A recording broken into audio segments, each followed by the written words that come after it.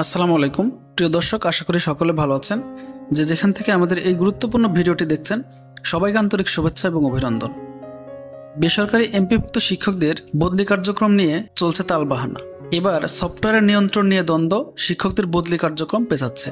বেসরকারি শিক্ষা ব্যবস্থায় স্বচ্ছতা এবং সমন্বয় আনতে তথ্য প্রযুক্তি নির্ভর বদলি কার্যক্রম চালুর উদ্যোগ নেওয়া হলেও সফটওয়্যারের নিয়ন্ত্রণ নিয়ে ভেন্ডর প্রতিষ্ঠান এবং মাধ্যমিক এবং উচ্চশিক্ষা অধিদপ্তরের মধ্যে সমন্বয়হীনতা এবং দ্বন্দ্বের কারণে বেসরকারি শিক্ষক নিবন্ধন এবং প্রত্যয়ন কর্তৃপক্ষের সুপারিশপ্রাপ্ত শিক্ষকদের বদলি কার্যক্রম যথাসময়ে শুরু হচ্ছে না। মাউসি এবং বদলি সফটওয়্যার তৈরি করা উভয় সংস্থায় নিজ নিজ অবস্থান থেকে সফটওয়্যারের নিয়ন্ত্রণ নিতে চায়।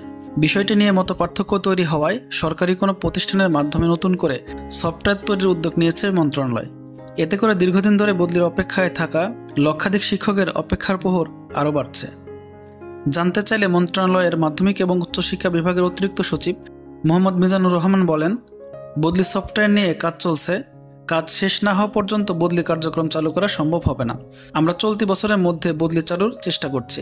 মাধ্যমিক এবং উচ্চশিক্ষা অধিদপ্তরের একটি সূত্র জানিয়েছেন, একটি ভেন্ডর প্রতিষ্ঠানের মাধ্যমে শিক্ষকদের বদলি সফটওয়্যার তৈরি করা হয়েছিল। কোনো প্রকার দরপত্র ছাড়াই ওই প্রতিষ্ঠানকে কাজ দেওয়া হয়। তারা বিনামূল্যে একটি সফটওয়্যার তৈরি করে। সেটির ট্রায়াল হয় দেশের বিভিন্ন অঞ্চলের ৪৫টি স্কুল কলেজের শিক্ষকদের তথ্য সংগ্রহের মাধ্যমে। এই ট্রায়াল সফলভাবে সম্পন্ন হলেও সফটওয়্যারের নিয়ন্ত্রণ নিয়ে জটিলতা দেখা দিয়েছে। নাম অপ্রকাশিত রাখার শর্তে মাউসির এক কর্মকর্তা বলেন, ভেন্ডর প্রতিষ্ঠান যে সফটওয়্যার তৈরি করেছিল সেটি তারা নিজেরাই নিয়ন্ত্রণ করতে চেয়েছে। তবে আমরা নিয়ন্ত্রণ নিজেদের আওতায় রাখতে চাই। বদলি একটি গোপনীয় বিষয়, এখানে নানা অনিয়ম হওয়ার সুযোগ রয়েছে। বাইরের কোনো প্রতিষ্ঠানকে এর নিয়ন্ত্রণ দিলে জটিলতা তৈরি হতে পারে। এগুলো শিক্ষকদের তথ্য এভাবে অন্যদের হাতে দেওয়া উচিত হবে বলে মনে হয় না। এজন্য আমরা সরকারি কোনো প্রতিষ্ঠানের মাধ্যমে এই সফটওয়্যার নতুন করে তৈরি করব। এজন্য যাবতীয় কার্যক্রম নতুন করে শুরু করা হবে।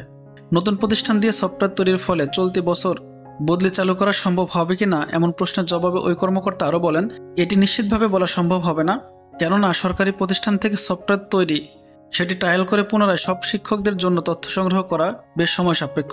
চলতি বছর সম্ভব না হলেও আগামী বছরের শুরুর দিকে বদলি কার্যক্রম চালুর চেষ্টা করা হবে। জানা গিয়েছে, এনটিআরসিএ কর্তৃক সুপারিশপ্রাপ্ত শিক্ষকরা নিয়োগ পেলেও দীর্ঘদিন ধরে একই প্রতিষ্ঠানে থেকে যায়, যা শিক্ষকতা পেশার বিকাশে অন্তরায় হয়ে দাঁড়ায়। এজন্য স্বয়ংক্রিয় পদ্ধতিতে বদলি সুযোগ চালুর উদ্যোগ নেওয়া হয়েছে। তবে সফটওয়্যারের নিয়ন্ত্রণ নিয়ে জটিলতা তৈরি হয়েছে। শিক্ষকদের অভিযোগ, এ ধরনের দ্বন্দ্ব মূলত প্রশাসনিক অদক্ষতা এবং দায়িত্ব পালনের অভাবেরই বহিঃপ্রকাশ। তারা দ্রুত এই কার্যক্রম শুরু করে স্বচ্ছ এবং নিয়মতান্ত্রিকভাবে বদলি কার্যক্রম চালুর দাবি জানিয়েছেন। প্রসঙ্গত, শিক্ষকদের বদলি নীতিমালা অনুযায়ী 15 সেপ্টেম্বরের শিক্ষা প্রতিষ্ঠানের শূন্য পদের তথ্য অনলাইনে প্রকাশ করতে হবে। এই ছিল বিস্তারিত। ভিডিওটি ভালো লাগলে অবশ্যই একটি লাইক করুন, কমেন্ট করুন এবং শেয়ার করে সবাইকে জানার সুযোগ করে দিন। সকলে ভালো থাকুন, সুস্থ থাকুন। ধন্যবাদ সবাইকে।